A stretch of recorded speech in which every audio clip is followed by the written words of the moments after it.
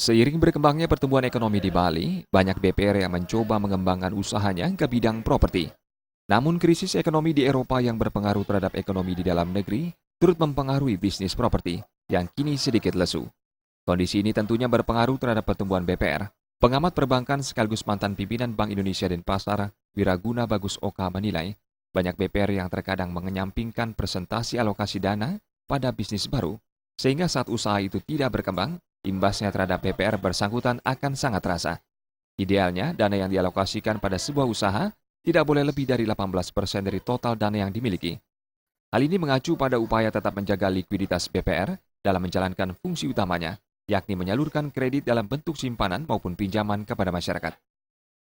Namanya bank itu ada segmen pasarnya yang dianggap memenuhi untuk dibiayain. Mereka ada properti berapa persen, perdagangan jasa berapa persen, pertanian berapa persen.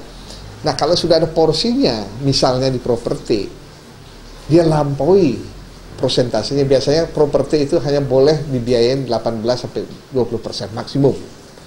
Sudah ada, bank kan punya business plan ya. Nah, kalau itu dilampaui di sana akan mulai bermasalah. Terima Aja dan Riasa Bali TV.